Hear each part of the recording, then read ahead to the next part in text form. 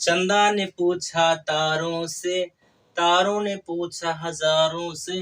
चंदा ने पूछा तारों से, तारों ने पूछा हजारों से, सबसे प्यारा कौन है? हो मेरे पापा, पापा हो मेरे पापा। नमस्कार, जय हिंद दोस्तों, कैसे हैं आप सब। मैं मनीष श्रीवास्तव एक बार फिर से काव्या कोचिंग स्टूडियो में आपका स्वागत करता हूं। दोस्तों, आज का हमारा बेहतरीन टॉपिक है अलंकार, जिसे इंग्लिश में कहते हैं फिगर ऑफ स्पीच। आज हम जानेंगे कि अलंकार किसे कहते हैं और अलंकार का क्या इंपॉर्टेंस है, अलंकार कितने प्रकार के होते हैं, ये सारी चीजों के बारे में। लेकिन हाँ दोस्तों, वीडियो में अंत तक बने रहिएगा और आज एक एक कंफ्यूजन अलंकार की, जिसे फिगर ऑफ स्पीच कहते हैं, सारी कंफ्यूजन मनीष के द्वारा समाप्त होने वाली है। बस एक वीडियो में। तो चलिए शुरू करते हैं। अलंकार, जिसे इंग्लिश में कहते हैं फिगर ऑफ स्पीच। परिभाषा की अगर बात करें, definition, what is the definition of figure of speech? You can से, आप कह सकते हैं कि काव्य की शोभा बढ़ाने वाले को अलंकार कहते हैं। आखिर ये काव्य क्या होता है? शोभा बढ़ रही है, लेकिन शोभा बढ़ किसकी रही है? काव्य की। तो काव्य पर होता है कविता, और कविता में क्या होती है? कविता में होती हैं पंक्तियां, पंक्तियों का मतलब उसमें होती हैं लाइनें। तो कह सकते हैं काव्य और पंक्तियां, इन दोनों को हमें पकड़ के चलना है कि काव्य फॉर कविता, और कविता में क्या होंगी? पंक्तियां। पंक्ति में इसका आता है रो, लाइन भैया।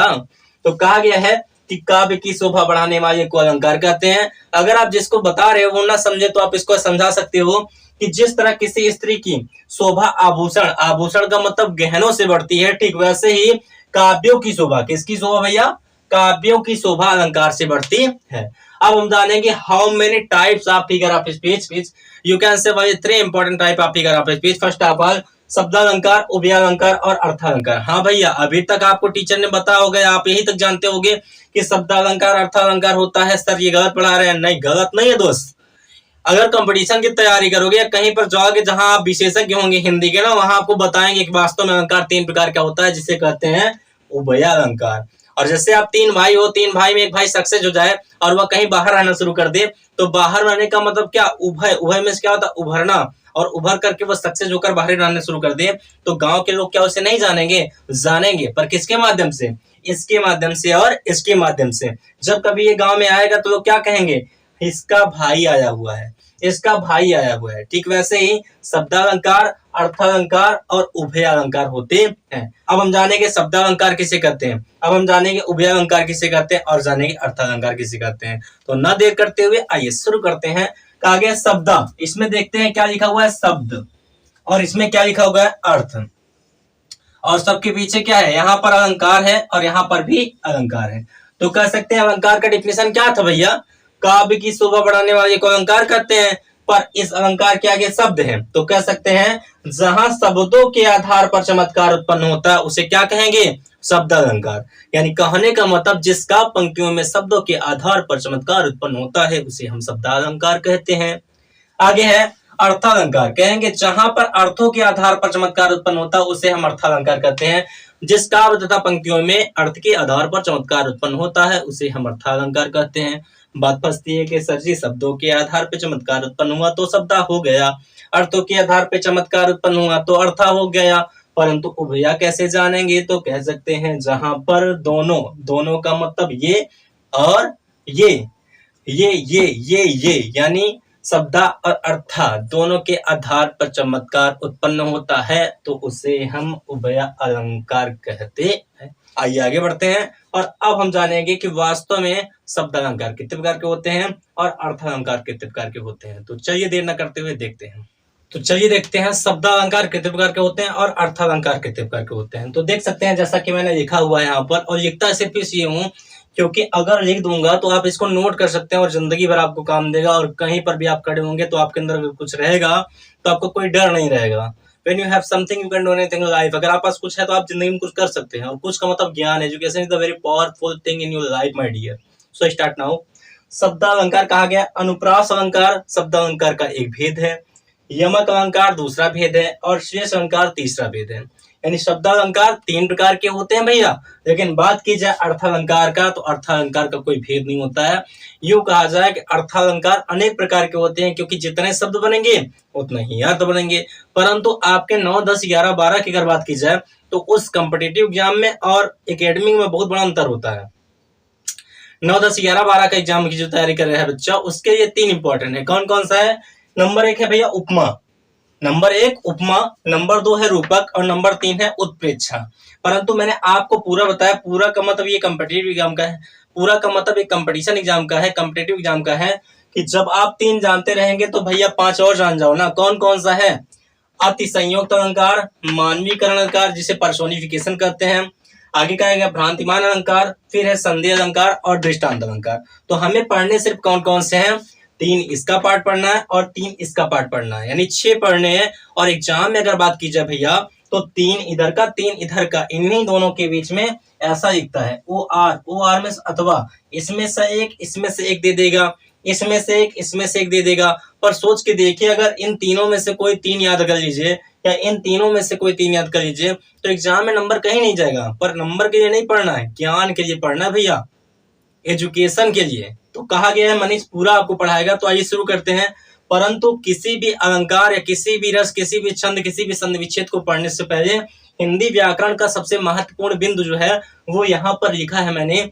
नंबर 1 है स्वर और नंबर 2 है व्यंजन, नंबर 3 है वर्ण या अक्षर और नंबर 4 है शब्द और नंबर 5 है वाक्य। भैया जो इस पांचों चीजों को जान गया वो आपके हिंदी अलंकार के, जो इन 5 चीजों को जान गया वो आपके हिंदी व्याकरण के किसी भी टॉपिक में राजा है। राजा का मतलब सबसे आगे। तो ये देखते हैं ये 5 चीजें किसे कहते हैं। व्हाट इज डिफिनेशन ऑफ स्वर? स्वर का मतलब वाबिल। तो वाबिल का तात्पर्य है स। इसमें क्या दिख रहा है आपको? इसमें दिख रहा है स। स से आप 2 चीज बनाइए। क्या बनाइए? एक स से बन जाएगा स्वयं भैया, और एक स से क्या बनेगा? स्वतंत्र। एक स से स्वयं बन गया, एक स से स्वतंत्र। तो स्वतंत्र में क्या होता है? फ्री, आजाद। स्वयं में होता है हिमसेल्फ। तो कह सकते हैं कि जिसका उच्चारण स्वयं की सहायता से या स्वतंत्र रूप से होता है। कह सकते हैं जिसका उच्चारण स्वयं की सहायता से या स्वतंत्र रूप से होता है उसे ही स्वर कहते हैं। परंतु व्यंजन की बात की जाए या कॉन्सोनेंट की, तो व्यंजन हमेशा ना भैया ये आपके स्वर के ऊपर डिपेंड होता है। तो इसकी परिभाषा बनेगी कि जो स्वर की सहायता से बोला जाए। देखिए कितना इजी है। स्वर की परिभाषा कोई पूछे तो क्या बताएंगे? जो स्वयं की सहायता से, स्वयं फॉर हिमसेल्फ, जो स्वयं की सहायता से बोला जाए उसे स्वर कहते हैं। पर जो स्वर की सहायता से बोला जाए उसे हम व्यंजन कहते हैं। क्या कहते हैं? व्यंजन। जैसे यहाँ देखिए का लिखा है, का मैंने लिखा है, का मतलब क्या है? कॉन्सोनेंट है, व्यंजन है ना। पर कोई भी व्यंजन के नीचे ये पाई खींची थी, इसे हलंत करते हैं। और जब तक इसमें आपका छोटा आ नहीं जुड़ेगा ये कभी पूरा हो पाएगा नहीं। तो ये व्यंजन और ये सर दोनों मिल गए तो क्या बन गया? व्यंजन। तो कह सकते हैं व्यंजन किसे कहते हैं? जो स्वर की सहायता से बोले जाए। स्वर किसे कहते हैं? जो स्वयं की सहायता से या स्वतंत्र रूप से बोले जाते हैं। बात आती है वर्ण या अक्षर की, तो जिन ध्वनियों को और हिस्सों में या भागों में नहीं बांटा जा सकता है उसे ही हम वर्ण या अक्षर कहते हैं। बात आती है शब्द की। शब्द किसे कहते हैं? तो वर्णों और अक्षरों के मेल से ही शब्दों का निर्माण होता है। बात आती है वाक्य, तो शब्दों के मेल से वाक्यों का निर्माण होता है। अब देखिए करके देखते हैं, कह के नहीं करके देखते हैं। जैसे मैंने लिखा है का, यहाँ पे लिख दिया फिर से का, यहाँ पे लिख दिया म, यहाँ पर लिख दिया ला। तो ये एक वर्ड है भैया, ये भी एक वर्ड है और ये भी एक ही वर्ड है। पर इन तीनों के पीछे ऊपर यहाँ पर मैंने एक पाई खींची और तीनों को मैच कर दिया तो ये तीनों क्या बन गए? कमल बन गया। और कमल क्या है? कमल एक शब्द हो गया। क्या हो गया भैया? शब्द। और इसी के आगे लिख दूं अगर, जैसे कमल सुंदर है। कमल क्या है? कमल सुंदर है। तो ये भी और ये भी, ये आपका शब्द हो गया और ये भी आपका शब्द हो गया। तो कह सकते हैं वर्णों के मेल से शब्दों का निर्माण होता है और शब्दों के मेल से 1, 2, 3 तीनों शब्द मिलकर क्या बन गए? ये आपका एक वाक्य या सेंटेंस बन गया। तो ये था बहुत ही महत्वपूर्ण इंपॉर्टेंट टॉपिक, ये इंपॉर्टेंट बिंदु। कह सकते हैं स्वर किसे कहते हैं, व्यंजन किसे कहते हैं, वर्ण या अक्षर किसे कहते हैं, शब्द किसे कहते हैं, वाक्य किसे कहते हैं। तो एक बार केवल रिपीट करेंगे। जिसका उच्चारण स्वयं की सहायता से या स्वतंत्र रूप से होता है उसे स्वर कहते हैं। जिसका उच्चारण स्वर की सहायता से होता है उसे व्यंजन कहते हैं। जिसको और हिस्सों में भागों में नहीं बांटा जा सकता उसे वर्ण या अक्षर कहते हैं। वर्णों और अक्षरों की मेल से शब्दों का निर्माण होता है और शब्दों की मेल से वाक्यों का निर्माण होता है। तो ये था हमारा पहचानने का तरीका। अब हम एक एक को बारी बारी से देखेंगे कि अनुप्रास अलंकार किसे कहते हैं, यमक अलंकार किसे कहते हैं और श्रेष्ठ अलंकार किसे कहते हैं, और उपमा अलंकार किसे कहते हैं, रूपक अलंकार किसे कहते हैं और उत्प्रेक्षा अलंकार किसे कहते हैं। तो चलिए आगे बढ़ते हैं। अब बात आती है शब्द अलंकार का पहला भेद, जिसे कहते हैं अनुप्रास अलंकार। चलिए देखते हैं अनुप्रास अलंकार किसे कहते हैं। कहा गया है जिस काव्य या पंक्तियों में एक ही वर्णों की आवृत्ति, आवृत्ति में क्या होता है, रिपीटेशन, यानी बार बार आना, बार बार होती है और अर्थ भिन्न भिन्न होते हैं, उसे ही हम अनुप्रास अलंकार कहेंगे। कहने का मतलब ये है कि जहां पर एक वर्ण एक से अधिक बार आए लेकिन उन वर्णों का अर्थ ना अलग अलग होता है, उसे ही हम अनुप्रास अलंकार कहते हैं। जैसे देखिए उदाहरण में, चारु चंद्र की चंचल किरणें खेल रही हैं जलथल में। यहाँ पे देखिए चारु च है, यहाँ पे चंद्र में च है, यहाँ चंचल में च है। इस च और इस च और इस च सबका अर्थ भिन्न भिन्न है। जैसे एग्जांपल सुनिएगा, लोग कहते हैं ना चंदू की चाचा चंदू की चाची चांदनी रात में चांदनी चौक पे चांदी चम्मच चटनी चटाई। बताओ इतना पैसा खर्च करने की क्या जरूरत थी? हाँ, चांदी चम्मच से चांदनी चौक पे जाके चटनी की चटाई, बताइए। खैर कोई बात नहीं, उनका मैटर वो देखें। कहा गया है कि चारु चंद्र की चंचल किरणें खेल रही हैं जलथल में, च वर्ण आया और अर्थ भिन्न भिन्न। फिर कहा गया है शब्दालंकार का दूसरा भेद, जिसमें कहा गया यमक अलंकार। जिस काव्य या पंक्तियों में एक ही शब्दों की आवृत्ति बार बार होती है और अर्थ भिन्न भिन्न होते हैं, उसे ही हम यमक अलंकार कहते हैं। कहने का मतलब यह है भैया कि आपके अनुप्रास और यमक में सब चीजें सेम है, बस डिफरेंटर क्या है, जहां पर अनुप्रास आएगा वहां पर हमने वर्ड को ध्यान देना है, यानी वर्ड, और जहां पर यमक आएगा वहां पे शब्द। देखो मैंने अंडरलाइन किया है, यहाँ पर वर्ण है और यहाँ पर क्या है, शब्द। यानी एक वर्ण की आवृत्ति अनेक बार हो और एक शब्द की आवृत्ति अनेक बार हो। जहां पर वर्णों की आवृत्ति अनेक बार होगी वो अनुप्रास होगा भैया, जहां पर शब्दों की आवृत्ति बार बार होगी वो यमक होगा भैया। लेकिन इन दोनों को कॉम्बिनेशन है किसमें, शेष अलंकार में। तो कहा गया, इसको बाद में देखेंगे, पहले उदाहरण समझते हैं। कहा गया है कि यमक अलंकार में कनक कनक ते सौगुनी मादकता अधिका है। सुने होंगे कनक में सोना, कनक में धतूरा। धतूरा को खाने के बाद वो बौरा जाते हैं, बौरा में पागल हो जाते हैं, क्योंकि भगवान भोलेनाथ का प्रसाद है। और अधिक ज्यादा सोना पाने के बाद भी लोग पागल हो जाते हैं, हमका दैदा, मतलब बहुत ज्यादा सोना पा जाएंगे, दिमाग नहीं काम करेगा। तो वैसे ही है। आगे कहा गया है, देखिए ये तो पुराना एग्जाम्पल है। जैसे मॉडर्न क्या है, सजना है मुझे सजना के लिए। अब किसी से कह दो सजना है मुझे सजना के लिए, कौन सा अलंकार का उदाहरण है भैया, तो शर्माएगा, अरे बाप रे सजना है मुझे सजना के लिए। अरे पागल, तुमको शर्माने क्या जरूरत है, ये काव्य है, इसमें बताओ कि यहाँ पे कौन सा अलंकार है। यहाँ पर एक सजना यहाँ पर आया हुआ है, एक सजना यहाँ पर है। इस सजना में होता है तैयार होना और इस सजना में होता है नायक। कहती है एक नायिका, मुझे अपने नायक के लिए तैयार होना है। कॉम्पिटिटिव एग्जाम में जब उदाहरण देकर कहेगा बताओ कौन सा अलंकार है ना, तो ऐसे शर्माना, अरे बाप रे, अरे बाप रे।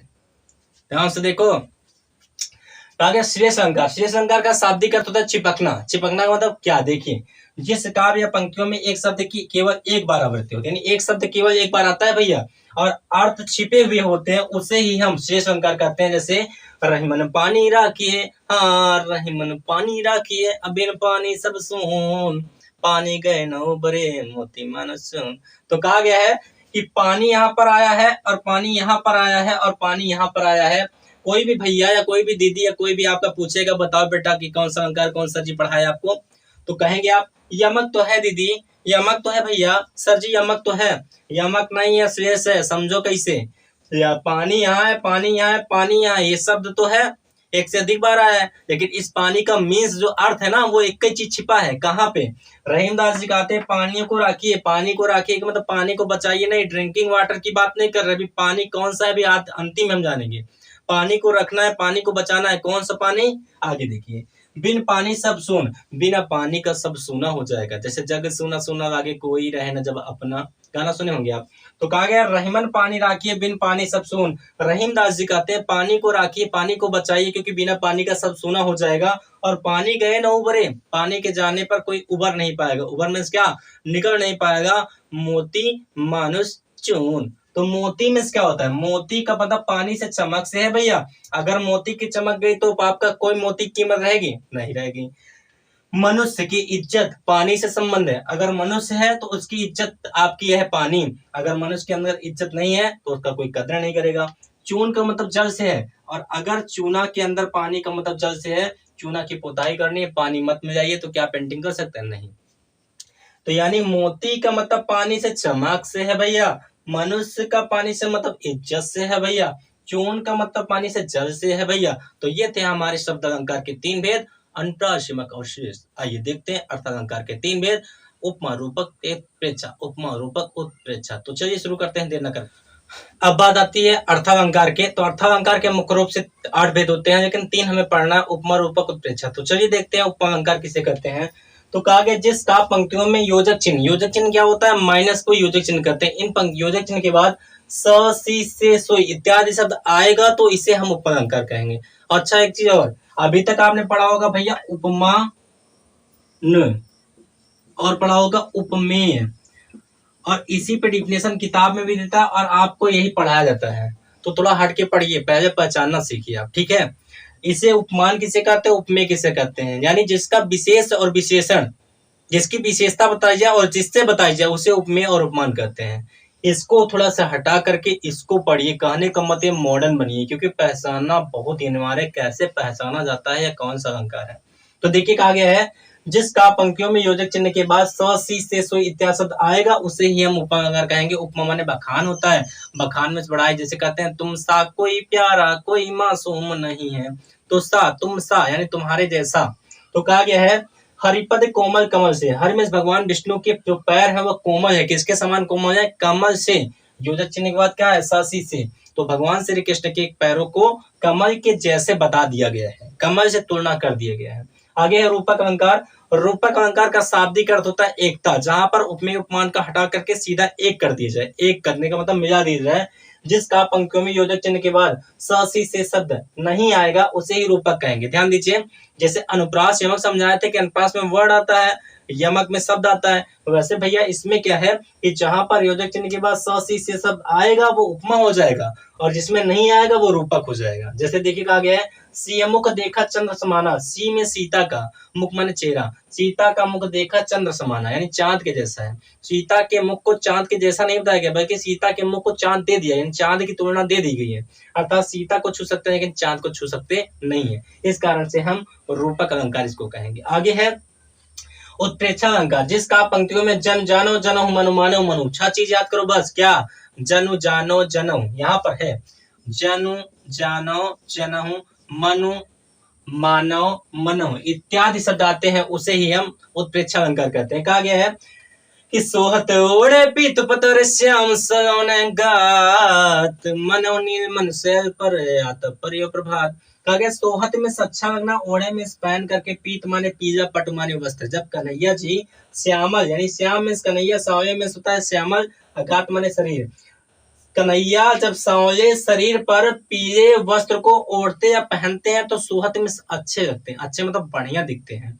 किस तरीके से दिखते हैं, मनो, मनो में क्या होता है, मान लीजिए, जनो में जान लीजिए, मनो में मान लीजिए, नीलमणि ये क्या है, अरुणाचल प्रदेश में सबसे पहले सूर्य उदय होता है। तो अरुणाचल प्रदेश में एक पर्वत है जिसका नाम नीलमन पर्वत है, शैल माने पहाड़ होता है। तो नीलमन शैल पर जैसे सुबह के वक्त आता पर्यो प्रभात, प्रभात का तो सुबह, जब सुबह सूर्य निकलता है तो जिस प्रकार सुबह अरुणाचल प्रदेश के नीलमन शैल पर अच्छा दिखता है, ठीक वैसे ही सांवले रंग के कन्हैया के शरीर पर जब पीले रंग का वस्त्र पहनते हैं तो मानो वह सूर्य की तरह दिखाई पड़ते हैं, अर्थात सूर्य के जैसे प्रकाशित और ऊर्जवान दिखाई पड़ते हैं। तो ये था हमारा अलंकार का टॉपिक। आशा करते हैं भाइयों और बहनों आपको समझ में आया होगा। अगर समझ में आया होगा तो वीडियो को लाइक करिएगा, शेयर करिएगा, सब्सक्राइब करिएगा, कमेंट करिएगा, और हाँ कोई भी वीडियो आपको चाहिए तो आप कमेंट करिएगा, मैं आपको वीडियो अपलोड करूंगा। तो आशा करते हैं वीडियो आपको समझ में आया होगा। तो सबको लाइक करते हो यार, क्या हमें लाइक नहीं करोगे, हमें गाँव के इसीलिए लाइक नहीं करोगे, कोई बात नहीं, आपकी इच्छा, एक गाँव का बच्चा आपके सामने खड़ा हुआ है तो हमें भी सपोर्ट करिए। थैंक यू सो मच, मिलते हैं तब तक के लिए, धन्यवाद, जय हिंद, जय भारत। दोस्तों जय हिंद, मैं आपका दोस्त मनीष श्रीवास्तव। अभी शाम के 8 बज रहे हैं और मैं ग्राउंड पे हूँ, जैसा कि आप देख सकते हैं।